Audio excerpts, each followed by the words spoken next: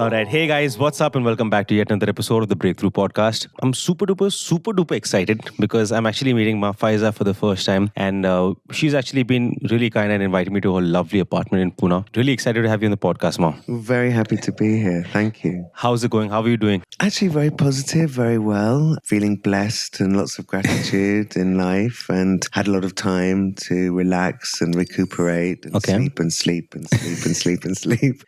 So actually, yeah, even though the world is crazy out there, and lots of things are happening, I have to say it's been a positive time. I remember getting in touch with Kamlesh saying, I need to get Ma on the podcast, and I've been kind of hunting you down for a while. And he was like, Rohan, she's traveling, she's coming. And I was like, okay, let her do her thing. And I saw a lot of these pictures on Instagram. I think you were up north. You're traveling up north. I was just at Kedarnath, which was just an opportunity to go there, and it was really incredible. I mean, actually, I've been really blessed to be able to move between Pune and Delhi, where my girlfriend lives. Mm-hmm. And it's been an amazing opportunity to go to some places which have been much more quieter because of the COVID situation. Of course, yeah. So I've taken a few flights, obviously with precautions. I've done a few tests along the way. And yeah, I've been really lucky to at least been able to move around. The first 3 months I was at home, which was also lovely. That's in Pune. You were right here, okay. And nesting, resting and nesting like everybody.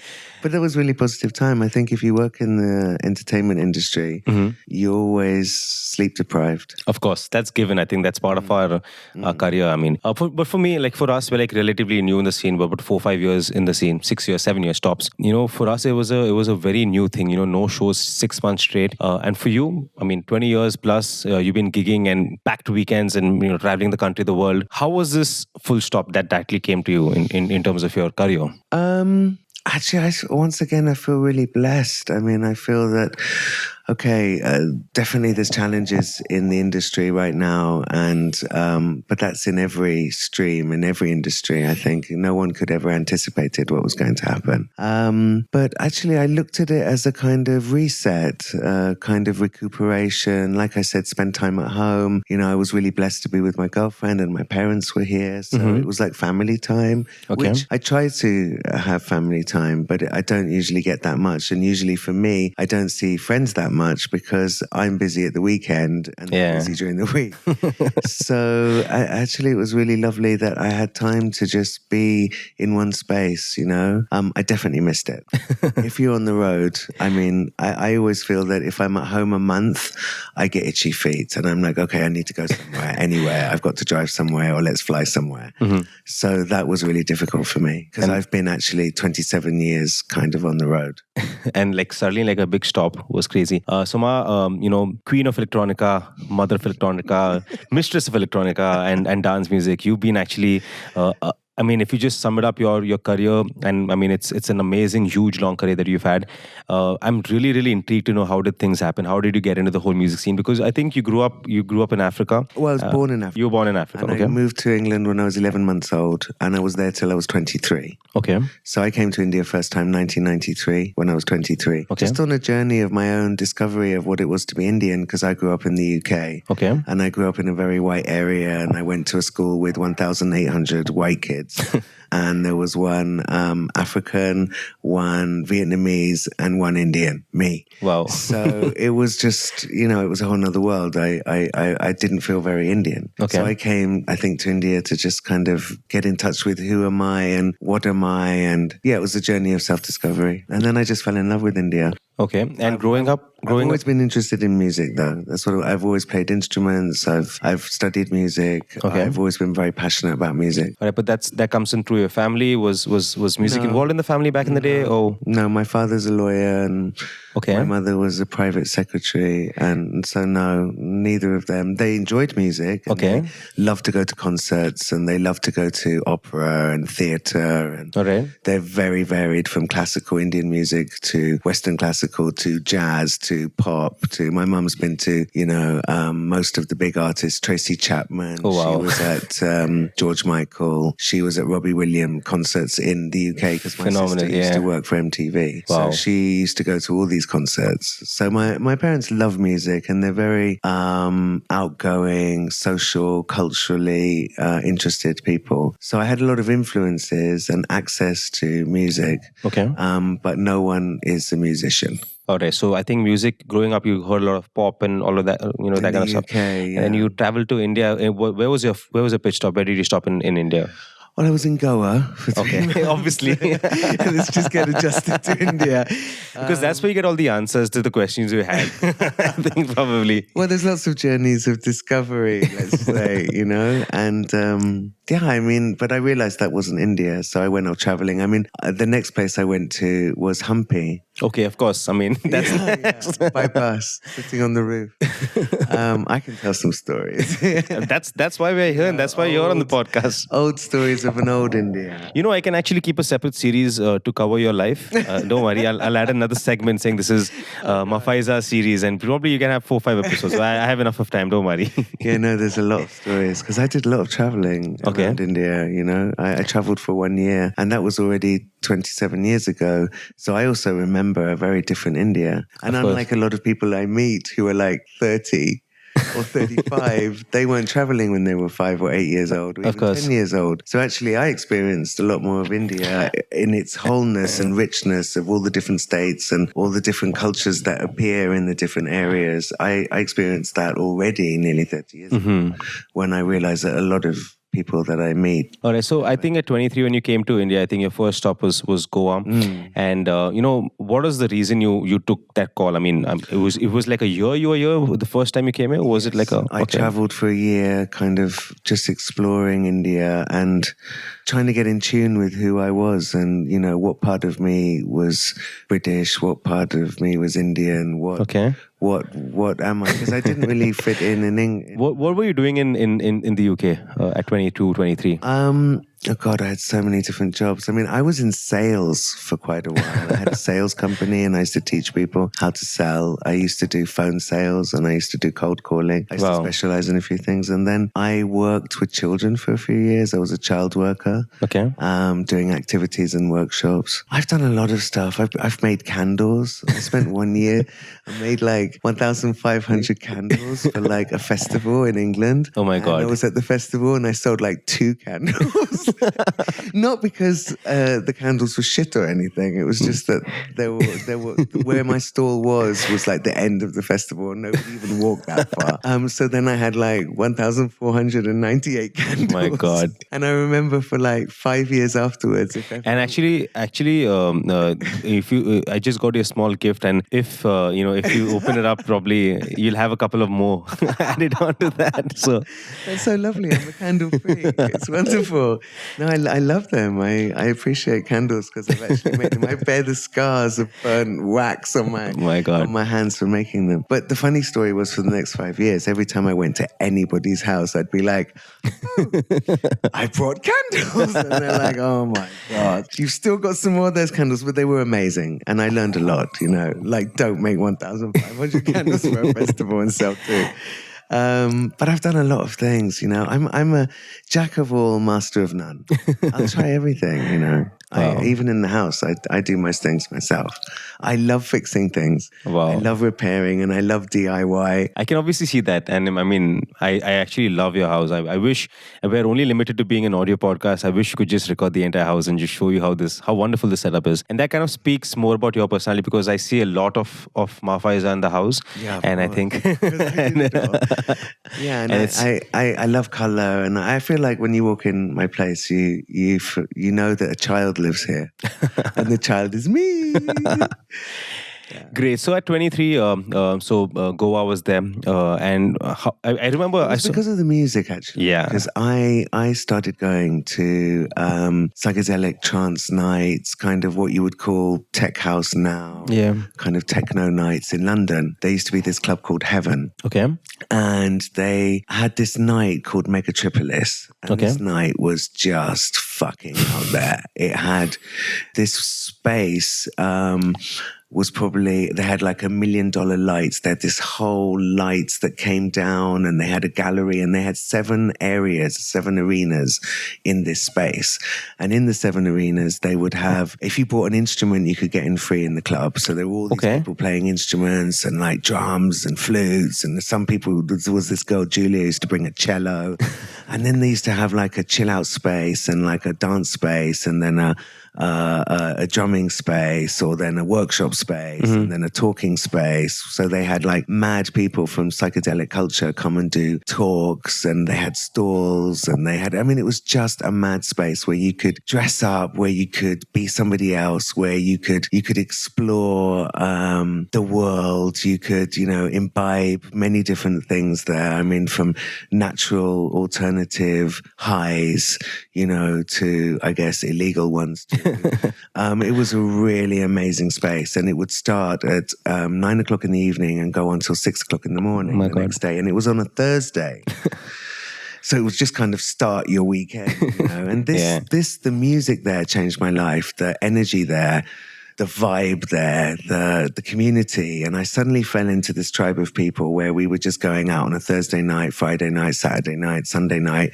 And I was also selling like hand-painted lighters and fluoro, whatever. I was just making things. And so I had all stalls at all these clubs, and you could have a stall for free. Okay. Your entry was for free if you did a stall, but you'd have to set up at 6 o'clock in the evening and you'd have to stay till the end. Oh my God. So that's like, morning. That's a 12-hour shift. Yeah.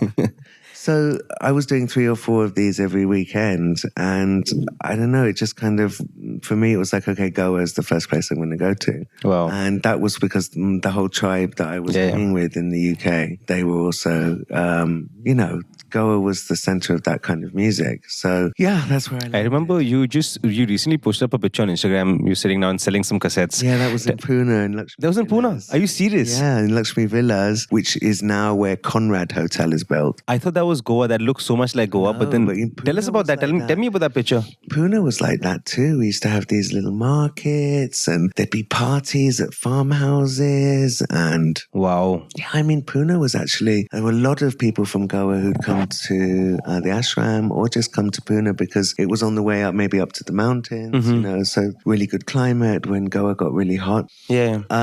Yeah, they used to have these just little markets where people, you know, like you have the Goa flea market, you have the night market. Of course. With, you know, handmade stuff. So there were a lot of freaks and people doing creative things here. So we just used to do those markets. So I was just selling my tapes and my mini discs. And so where did you collect them from? What's the story? I used to go to London every summer. Anyway, I tried to be in London or in Europe in the summer. I don't really like the rain. A couple of weeks of rain, okay. 3 months of rain, no. It's just not my thing. I don't like cold very much either. Okay. I lived in England for 23 years. I fucking hate the rain and the cold. You know, it's just like so grim. I love sunshine. So I go to Europe every summer. And so I'd go there and I'd look for music. I'd go to clubs. I'd connect with people. I'd buy a lot of CDs and I'd put together compilations and mixes from all the new stuff that I was hearing or influenced by, and then come back. And then I would make these tapes. I'd draw the covers and I'd make a menu and I'd put them in all these different boutiques and shops in Goa and cafes. Wow. And that was kind of how MA FAIZA. I mean, I didn't put a track list. So that every tape had a name which would come to me. Okay. You know, like Funkadelica or Ethno-Psychedelica or Tantra Sonic or Cyberfunk or Earth Whirl, and that would describe the music. But I would also write a description in the menu, which was, you know, uplifting, fluffy, world music. You know, you can't sit still if you listen to it, or something for making love, or very tantric, or, you know, I described them like that emotionally. And the only thing that would be on there would be MA FAIZA. So even though I was putting loads of different music together from other people, there wasn't a track list. So you only bought it because it had MA FAIZA on it. Because maybe you bought 3 tapes one time, you'd come and you'd buy them all. Because if you liked some of them, you'd probably like all of them. And then I had a lot of people a lot of foreigners bought them in the beginning, travelers, and they would go traveling all around India with these tapes. So then people would say, oh my God, that music's really good. Or they'd be listening to that music for 6 months. So that music became almost like a really good friend that you carry with you, that is with you through the good times and the bad times. And then you share that when you're in a group with your little portable speakers in those days, Yeah. and your tape player or mini disc player or CD player, other people would listen to it. So then people would come specifically to buy the tapes that they've heard. Even today, people write to me to say, Wow. Faiza, you know what? I still have those tapes, and I obviously don't have a tape player anymore. But is there any way, because they mean so much to me and there's so much nostalgia? They're more than 25 years old, some of them. So they wanted to kind of started DJing. I just put compilations together, and people would be like, "Wow, that's a real story." And I started mainly doing ambient music. Okay, it wasn't dance music. And DJing, my first gigs were all in Europe. Were all chill out. That was the only way to get my foot in the door. Okay, was to play on a chill out floor, and then maybe the next year move to an opening or a closing, because I could go from silence to psytrance in slowly from silence at the beginning of a festival. Yeah. Or I could close a floor by going from psytrance down progressive, lower BPM to silence, which is an art. Of course. I mean, that's if anyone's gone to your sets, and that's the BPM range is so wide. I think that's one of the things that you cover up, and obviously you have your long sets. So very long. Yeah. So tell me, where was the first time you actually said, this is a gig? This is where I'm going to be doing this. I mean, tell me your first DJ gig, your actual DJ gig. Was it in? It was in Pune. It was in Pune? It was in Pune, yes. I played in Osho Ashram. Oh, wow. I used to have a bar there. Okay. And a friend of mine was like the bar manager there. Used to do events. First of all, no, actually before that, before I played at the bar, somebody asked me if I could put music together for meditation. Actually, I'm trying to think of the name. It's called the... It was a club, or was it... No. This is like a workshop. Okay. Where you go through different stages of... you play music and people have to express through that. But you can express silence in the music. It's called Gabriel Roth, The 5 Elements. Okay. So it passes through, joy or happiness and then silence, even in music, to play silence. Wow.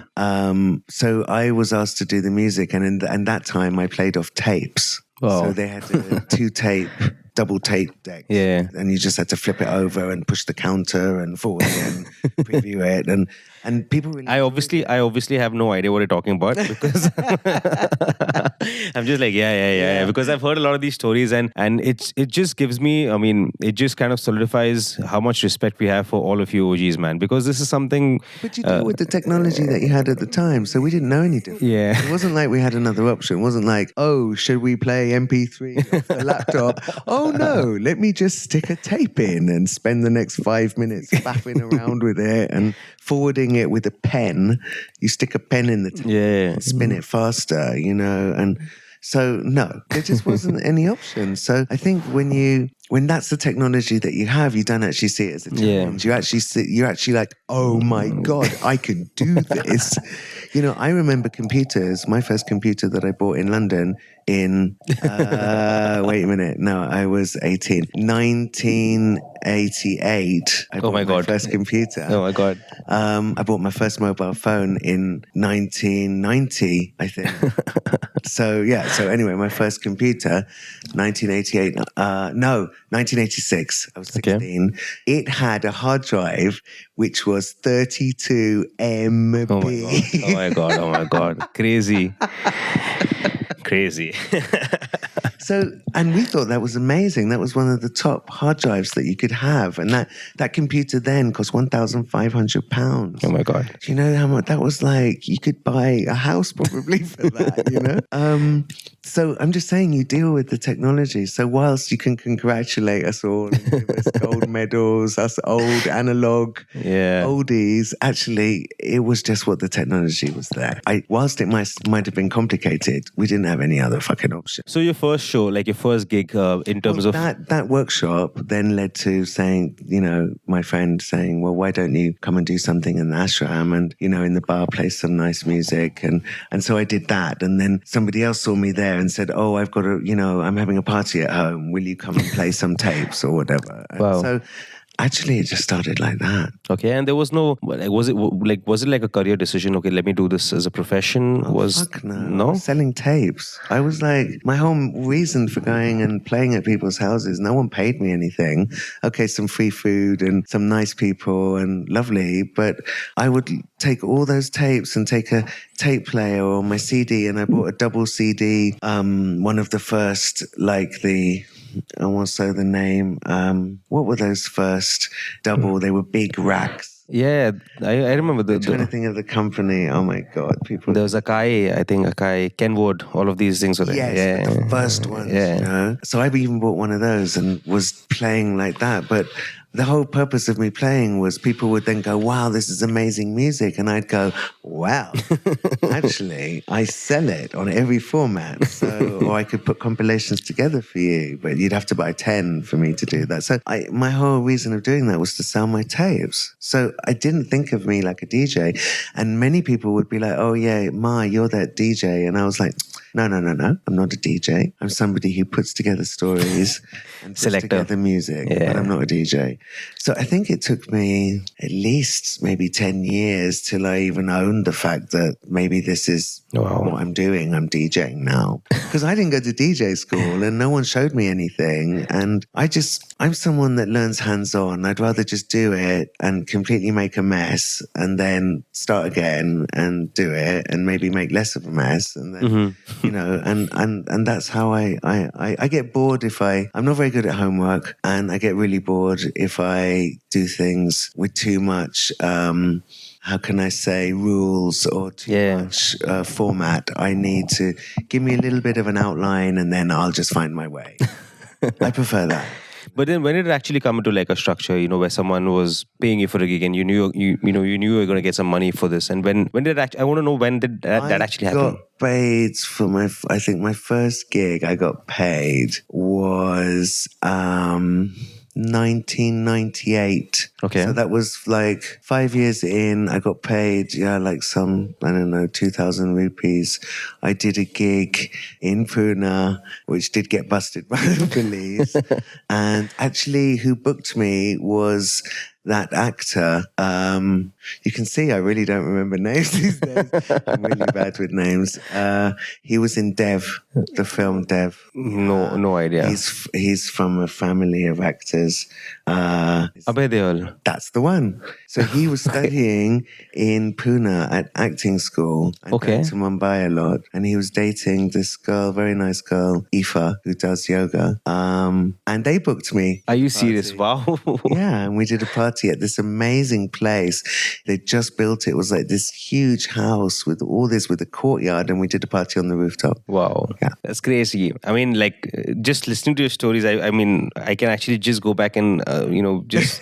You're 50 now. That's crazy. Wow.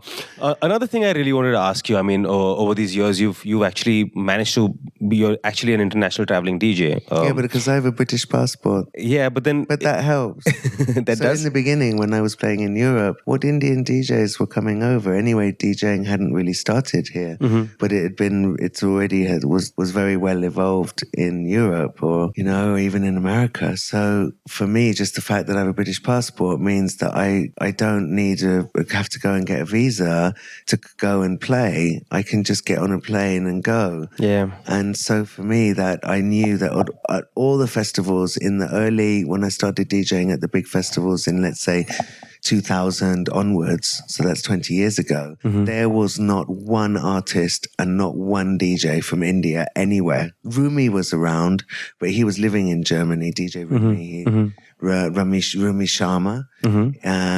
He was in Germany, in Berlin at the time, but he was also living there and traveling. But okay, that was it, There was nobody. So I know that the only reason is because I'd already come from the UK and had access to all that music and access to technology and access to everything. And then I've come here, and then every time I can just get on a plane and go. So I think that gave me a bit of a heads up on other people who have to go and beg for a fucking visa.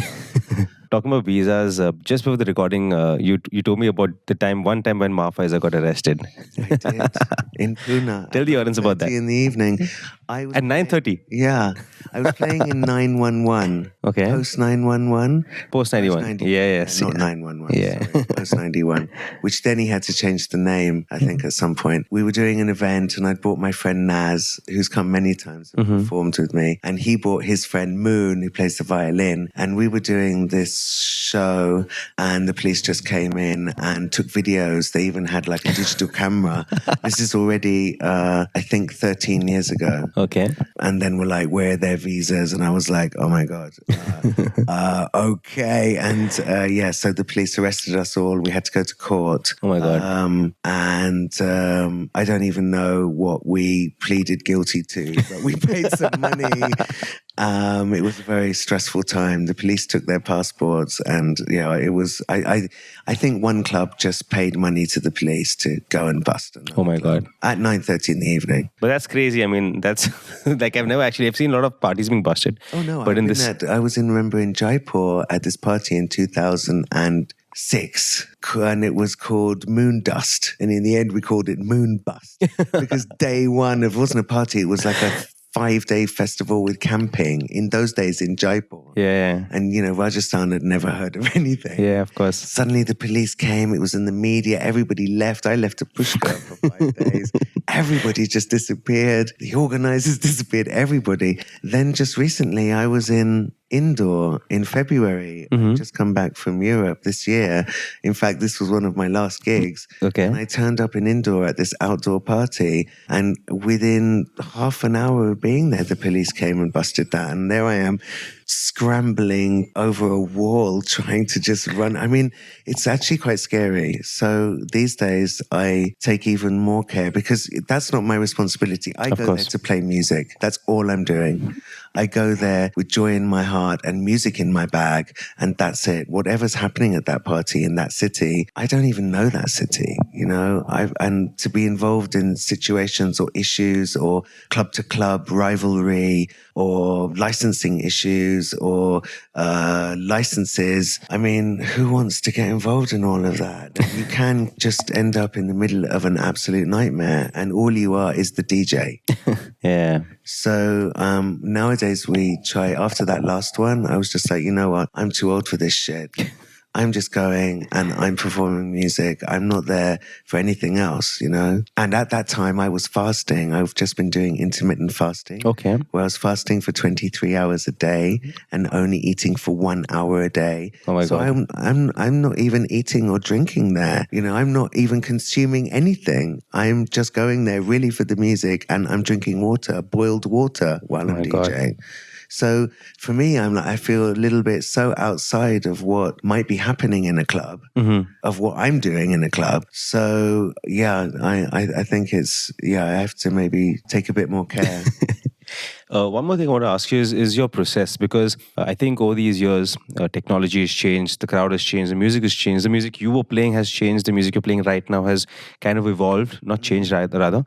What's your process before you get a gig? I mean, you've played festivals, you've played big arenas, you've played 15,000 people, plus you played smaller venues, clubs. How do you prepare for your gigs? And I want to know this through all these years of experience. How did you how do you prepare your gigs? How do you... I think actually I'm probably really a bad person to ask because I don't really prepare that much, and I don't practice my DJing. I don't really know all my tracks that well. I try to keep it really fresh by just it's not my mind. No, but I mean, you've played places. Okay, let's say now I have a gig coming up in Goa. Okay, and it's been months. Yeah, it's been 8 months since I did a real gig in front of a crowd. What am I going to do? I know that it's a techno gig. There is no psychedelic. So last track though, will of course touch psychedelic because I've got to go out with my So the last track maybe, or the last two at a squeeze, just touching psychedelic at a low BPM, But do I know what I'm going to play? Am I going to make a list? No, because that's really boring. I just want to put a load of tracks more in my pen drive and just go with it. No, in terms of your prep, I mean, obviously, in terms of your preps, do you have selected music that let me play something from this probably this folder, or Yeah, I mean, if, maybe put together a folder, but maybe there's 100 tracks in there. okay, So first of all, if that's the case, it's a new folder, and I'm like, right, tonight I'm not playing a single track I've ever played before. I can tell you that I probably haven't even heard those tracks that I'm going to play even once all the way through. I've just heard bits of it, but that's enough, because in my lifetime, I've probably heard 5 million tracks. So, because I can click. you can just I look listen on. I can't tell you how I process it, but how my brain processes it. But I just need to hear 10 seconds of a track at different bits, and that's 10 seconds in total. And I'm just like, okay, I kind of like that vibe, or I forget the frequency, or and I can't tell you how I like it or why. I can't tell you. So you don't have any particular place where this is going to be probably the starting of my set. It's just a vibe, no? But I try to find before the gig, like right before. So what I do is, if I'm traveling, I'll be in the hotel room. I always like to have that time, to just listen to some music on fast forward. Because obviously the tracks you're playing are all 6, 7, 9 minutes and above. I think most of the things. So, but I when I explain it, it sounds really stupid, and maybe it sounds lazy, but I don't know that it's any of those things. It's just that I remain enthusiastic, because I don't know where the breakdown is, and I'm playing MP3s. I'm not playing WAV, so I don't even get a the wave file, and I'm not using record box because no, too ordered, and I need. If I go with my mind, I'm not there. I have to go there with my heart and my soul, and I have to go there with being present. And when you're in your mind, you're not present. So I want to be in the moment. And the only way to do that is to not know what the fuck I'm doing. Because that's where the magic is. I know this all sounds really bad and really weird. No, it's probably. I think over the years you've had so many gigs, and probably you've got the flow. I think. I mean, by I just to have a first track. Okay, that's important. But that completely can be fucked up, because you'll go and play someone who's decided to honor you by playing music that you play, or they've want to play banging psychedelic before you're playing techno, or God only knows. So you can be completely fucked up. So I just keep it free floating, because too much rigidity, too much is not a good thing. I've booked DJs. I remember booking a couple of DJs at times to open for me for my birthday. And then I've been like, when they've arrived, like a Blue Frog gig, I'm like, okay, you'll open for me 'cause it's my birthday, so I can be with people and they can have great music and have a really good time. And then I'll just do the last 2 hours. And they're like, yeah, great. And then I find out that they're actually playing progressive trance, which means I don't want to start off with progressive trance. Yeah. I want to have it's my birthday. I don't want to listen to, and they're going from progressive to psychedelic trance, and I'm like, no. So they've arrived, and I'm like, yeah, but I'm sorry I didn't update you, but I thought you'd kind of realize. I understand it. Yeah.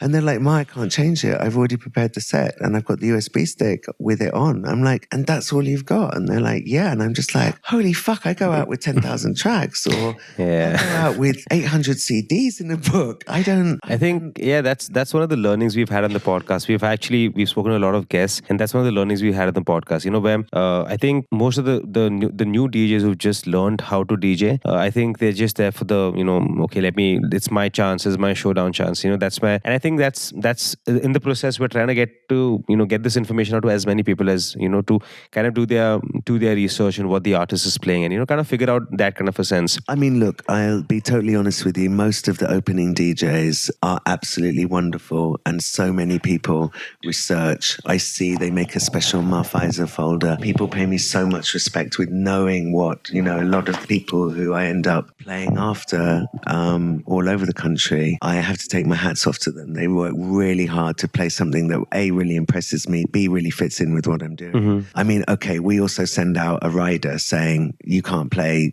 any more than 123 BPM. Yeah. Because I have had moments where I can it's understand. just horrific. And I'm like, what are you trying to do? Are you trying to murder me? Because I now have no other option than what you're doing, or I'm going to have to take it right back. And Stop then I need another half hour to build another story, and maybe I'm only playing for an hour and a half. So, I at this point, I have to kind of make things fit what I want to do.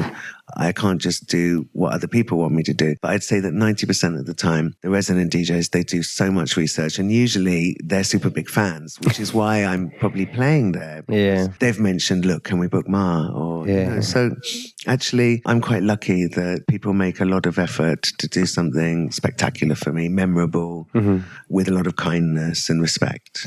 I think you've also played at some really, I mean, I didn't know most of these cities, but Bilaspur and some places. Raipur, Bilaspur. How do they react to your music? I mean, for them, it's again, you see, it's about, like, Bilaspur only happens because one particular guy who studied in Pune with his friends, then went to, let's say, Stonewater Grill, where I used to play, and many times on Sunday I'd do a 7-hour set. And I'd throw my CDs out, and he'd collected all my CDs, took them back to Bilaspur. All his friends became super big fans. So when he got married, he booked me for a party because his wife's family owned a club. And then from that, more people got exposed and got seduced to MA FAIZA. And then now he actually opened a club himself. And then booked me for the inauguration of a place. So it isn't always that the music has traveled there. Music travels, and good shit travels. Well, bad shit also travels.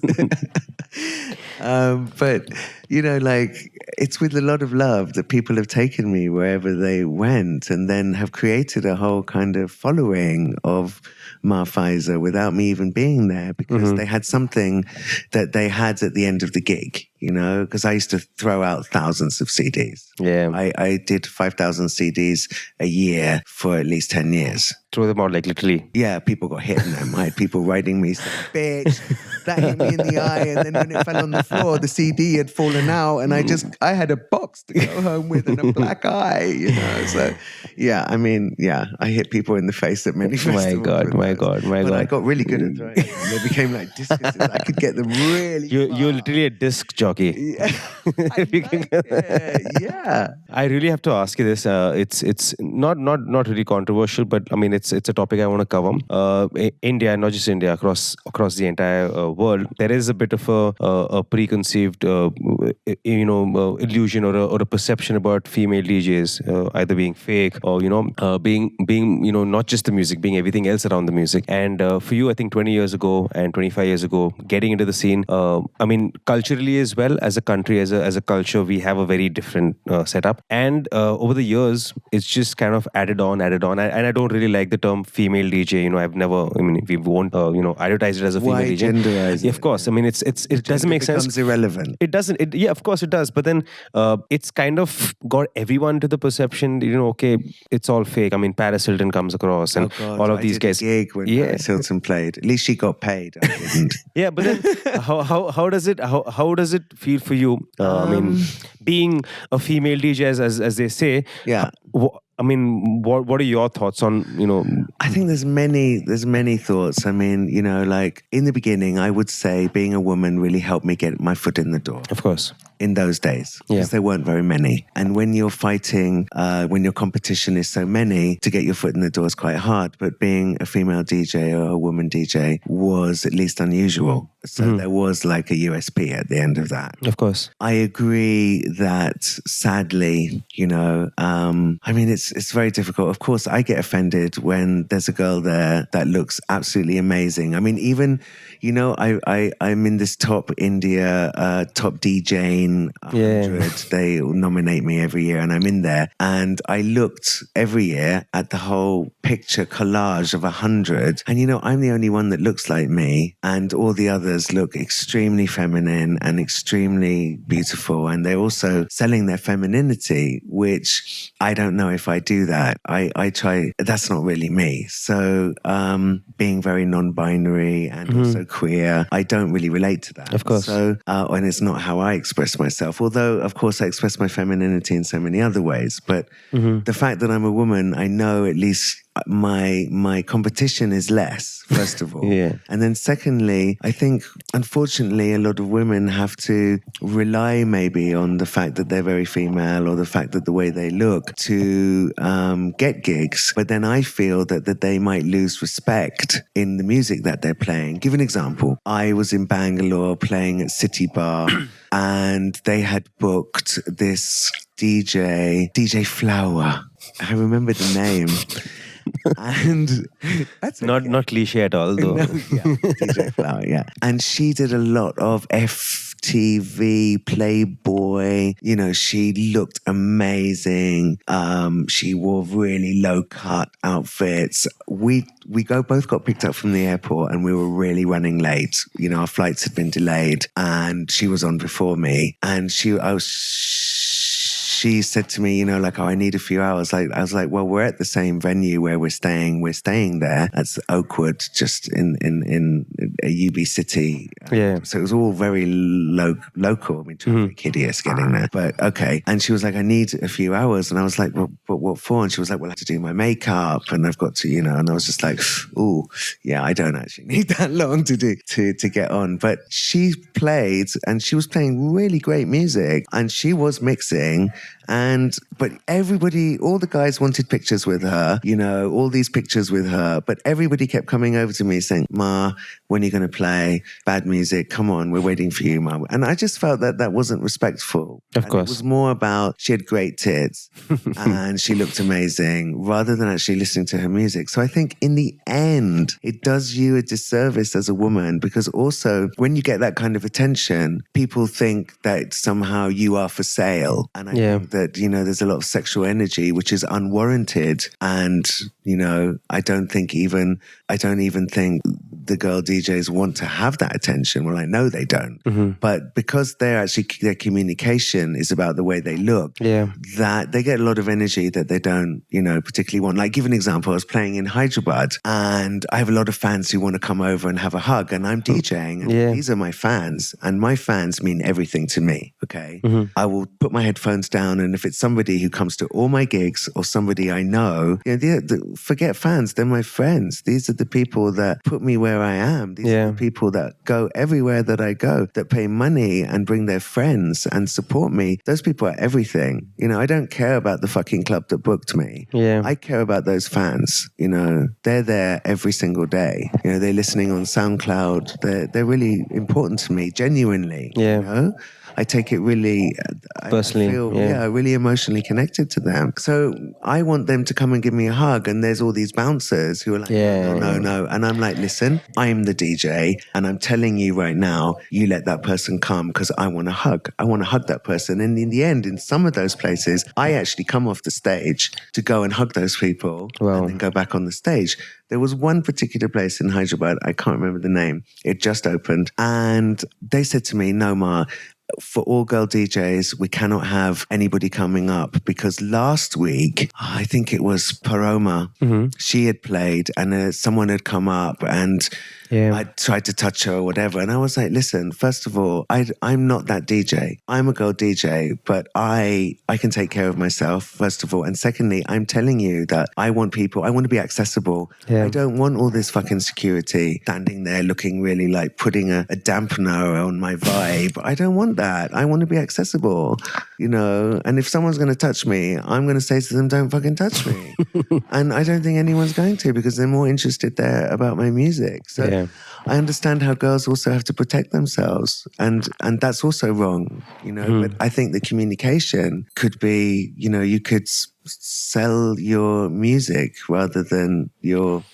I understand because I'm also selling an image. I'm creating a character. Also, I create different clothes. I have different looks. Yeah. I understand, but I don't know if I sexualize it. And unfortunately, in India, especially, when you see a really beautiful woman, it's usually men sexualize that. It can't just be, oh, she's beautiful and clever and intelligent, you know, and strong and powerful and talented. No, she's just hot. Yeah.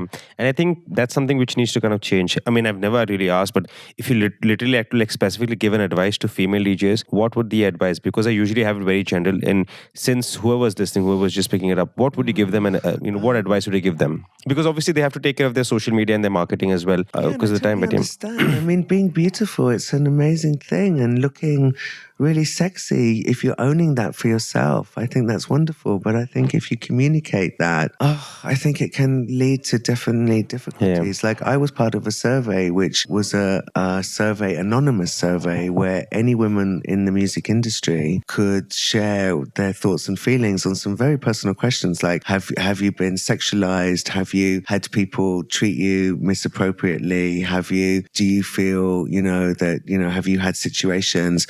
And you know what? Scarily, 9 out of 10 women said yes. And, I, for one, feel really blessed. But I feel like, I am a woman, but because I look really different and I try to communicate power and strength and energy, but I don't try and communicate it in a sexual way. Of course. I think I managed to convey something else. So when my fans say to me, I love you, I know that they don't just love my tears. I know. It's about they actually I get being, yes, of course. I don't know how to do that because I don't look like any of them. Yeah. So my experience in life has just been really different. And, my own identity has just been a bit different. Of course, I'm a woman and I have suffered everything that a woman has experienced. I also have experienced. Of course.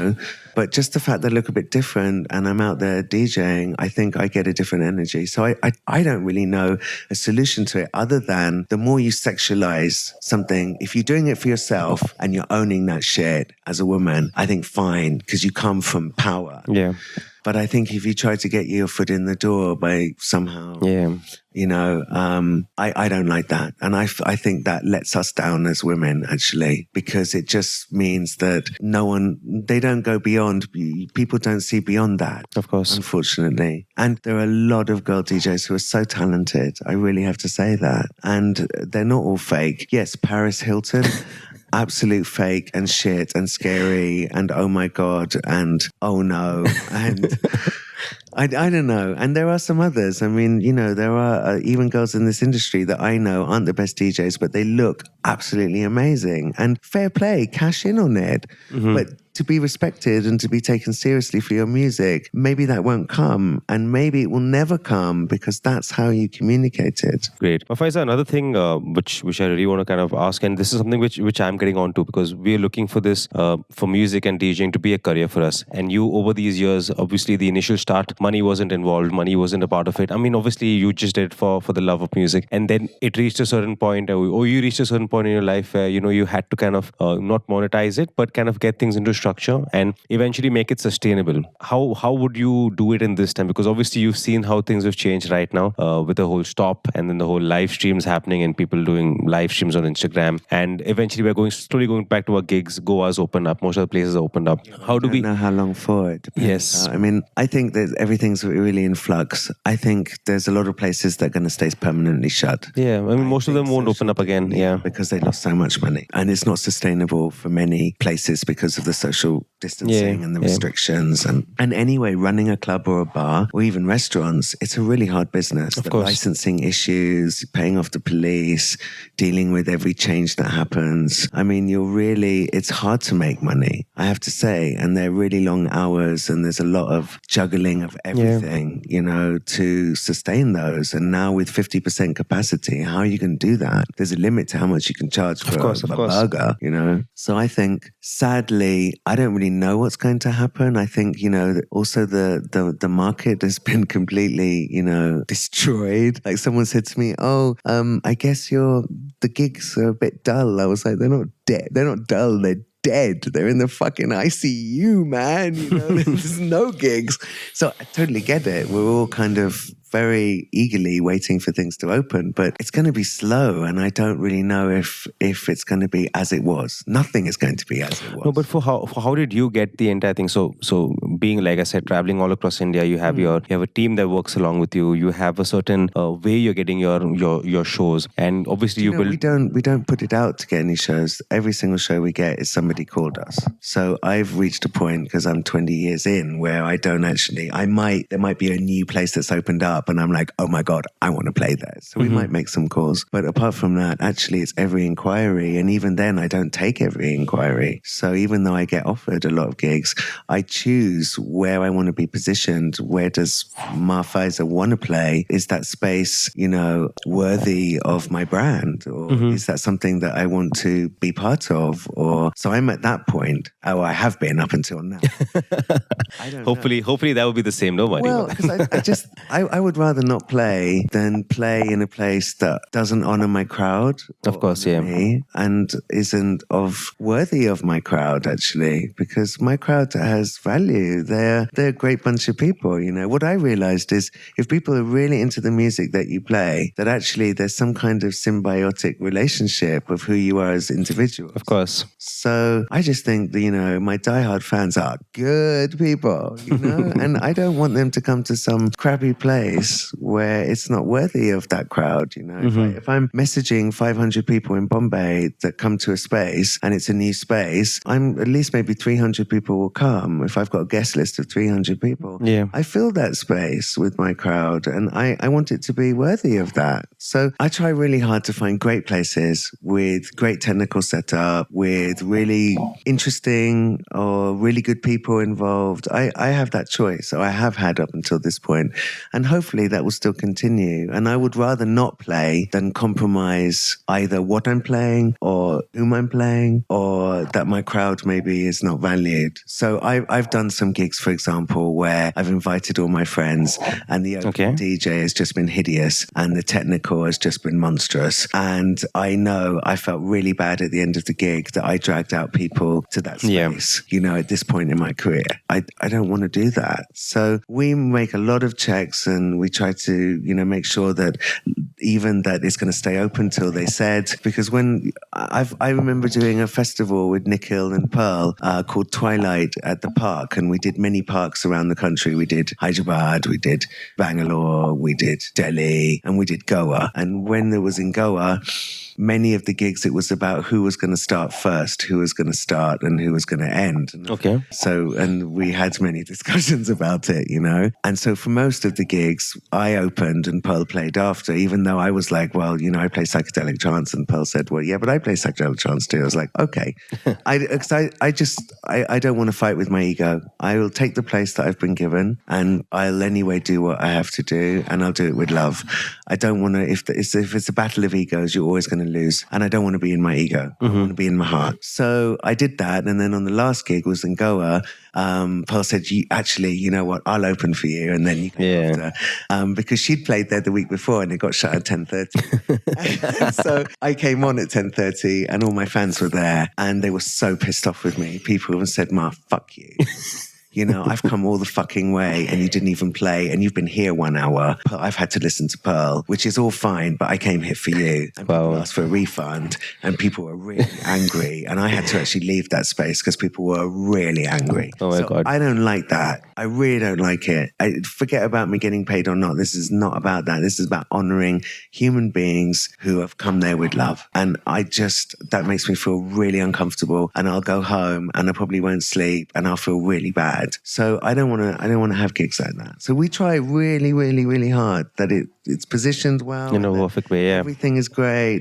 But obviously sometimes we also don't know. Maybe it's the first time at that space. But we ask around, we ask what gigs they've done, we ask other people if they've played there. How is this? Of course, the thorough check. Yeah. What's the plan of the future? What's going on? I've seen you've been doing a lot of things with MTV, and I see a lot of clicks here and there. And then I started making music actually. I hadn't done that before. I was doing remixes. I had done it before, but with other people. But I had this chance of making music for Tarun Taliani. For the fashion, his fashion shows. And, I just happened to meet him. I've met him many times over the last decade, but we never had a conversation. It was so funny. Every time I was entering a place, he was leaving.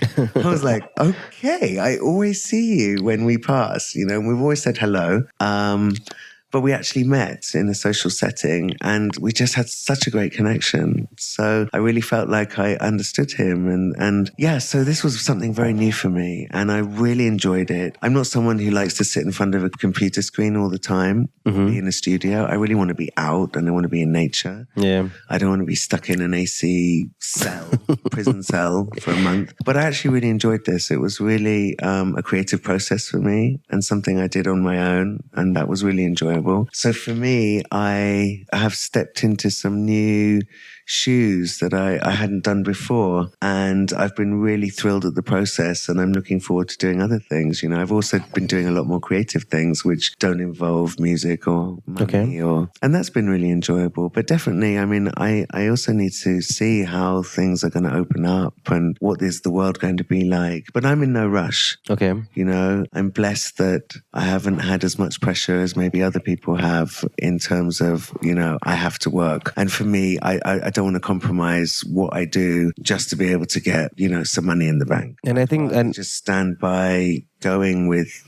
the flow of what's happening. I think that's a very important thing that I want to cover through this podcast is because a lot of the people I know who are in the scene are struggling in terms of their finances. And We all are. Yeah. So I mean, yeah, of course. I mean, I'm pretty sure over a couple of years you've sensibly used your money. Not really. I just blow it every month. Why not? No, I live life to the fullest. I'm not a person who saves.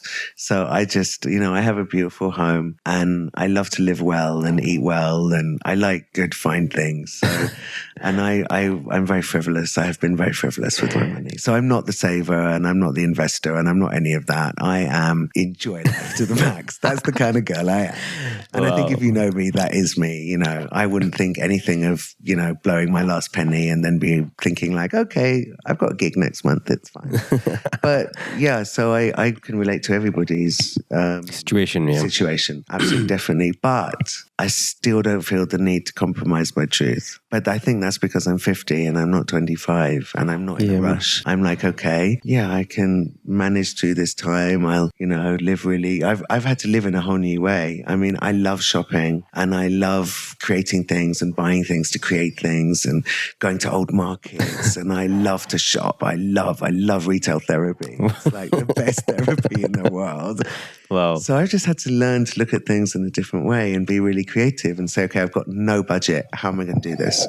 And I've still been able to do it with no budget. You know, decorate a room with paper. And what did the paper cost me? You know, it cost me 100 rupee. So rather than go out and buy something, I've been like, okay, I'll spend a week, I'll think about something and I'll make it out of paper. So I just thinking about things in another way. And I love finding solutions to problems. So this has been a big problem. No money, what to do? Okay, let's find a solution, you know. Wow. And I've just offloaded some things that I didn't need. And I think it's a time of letting go of things, you know. Wow. I've always been like that. If I'm like, okay, I don't have money, sell the car. Okay, sell the TV. I just sold my car yesterday, actually. Really? Wow. Yeah, but I also, if I come to that point, No, it was more of a strategic move because I'm planning to buy another car. It was a bit expensive for me in terms of my fuel. But talking about why not? I mean, I don't think it's shameful or there's anything to say. You know, like we're all struggling. Yeah. And if you've got to sell XYZ, then why not? I mean, it's also freeing you of responsibility. You know, my car sits here for months and months, and I don't go anywhere. I'm on the road. I drive my car like maybe 5 times a year. Oh my God. So then I think to myself, well, why have a car? Why not let somebody else enjoy, you know, the car? Yeah. So I have these many times, even when I even have money, it's just like, okay, why do I need this? What was I thinking? You know, I was just in a retail therapy meditation. Ma, we've almost come to the end of the podcast, and trust me, I mean, it doesn't feel like I've met you for the first time in a formal setting, but I definitely wanted to come back to the podcast again, and I think we're going to actually get you as a regular guest because there's so much to learn from you in terms of your technical knowledge, in terms of just the person that you are, there's a lot of things you can teach us, a lot of life lessons. In fact, you should just, that's another alternative career for you.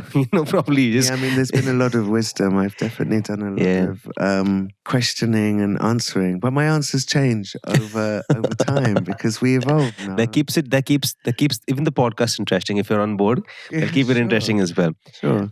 Just before we let you go, just a simple your last few thoughts on how do we get over this scenario, and what's the advice? Stay positive and use this time wisely. Like really expand even who you are as a human. Now is a time for kindness and compassion with ourselves, with the universe, with strangers, with other people. I think now is a time for reflection, a time to pick up hobbies, a time to rest, recover, health. Yeah. Maybe look at how have you been living? And maybe this is a turning point in history for all of us. Of course. As maybe we could do things a bit better. Maybe we could be kinder to ourselves. Maybe we could be kinder to nature. Maybe we could be kinder to others. I think if you hold on to that, then whatever's happening in terms of even people dying, people being sick, the economy completely fucked. I think if you can hold on to that and see that, this is a time for us to actually build new ways of being, new ways of living, new ways of thinking. I think there's going to be a whole lot of people questioning. Like I was stuck in a rat race and I was going here, going there, in terms of a job. Of course. Someone who had a 9-to-5 job, who didn't spend much time with their family. Yeah. And who's now been at home for all that time. I think actually they can see that maybe they want different things. Mm-hmm. And I think that's so positive because I think there were so many people just being so robotic. And I think this has given us time, and the most luxurious thing you can have in your life. I mean, the most valuable asset on this planet is time. Yeah. And I think most people didn't realize that. So, what is the price of not seeing your child grow up because you're busy at work? Is there a price on that? Yeah. And are you now willing to go back to that? So I think these are really interesting questions. And I think this is going to be historical in terms of people recalibrating what their working life is, what their personal life is. I think as well it's given, I mean, I don't know about other people, but for me, I have so many friends all over the world. And I would say this has been one of the most silent times of my life. I've literally not spoken to people for 8 months or 6 months. Or I spoke to someone today. I haven't spoken to her for maybe a year. Yeah. Yet we would speak so much more often. But I found myself in more of a silent space where I don't even look at my phone. My phone's on silent most of the time. And so I think it's been a really important time. I think this was needed because everything was so robotic and we took everything for granted. I mean, of course. I was in a process of gratitude and reflection. I'd already made many decisions in my career to say I only do 50 gigs a year. Last year I did 40 gigs. This year I plan to do 30 gigs, just doing less and less and less because I want 6 months off. Yeah. And I take 6 months off because I realized about 6 years ago that my health was much more important and my well-being and my joy and my passion and time is the most precious thing. And fuck money. Yeah. I don't want money in the bank. I want time. I'd rather have time with the people that I love than one more gig. Because that's so precious. You don't get that back. Money comes and goes. And you only have money so you can buy things, which we all love. But what is that feeding? So I think it's a really amazing time right now, even with the negative energy that's there. I think it's a time for us to, if we can think positively, that we can reevaluate who we are, what we want from life, and actually lead better quality of life with maybe better understanding of what's important. Wow. That was a deep episode, and and of course it's MA FAIZA with us. Thank you so much for doing this. Thank you so much for inviting me to your wonderful house. I hope to see you soon on the podcast again. Yeah, let's do it. And amazing time having a chat with you. Thank you so much, Ma. Thank you so much. Thank you. And that was the episode, guys. Thanks for tuning into the BrkThru podcast. I'm getting mad love from all of you guys from the fraternity. Continue sharing, but definitely consider subscribing, following, liking, doing all that good stuff. It definitely helps me a lot.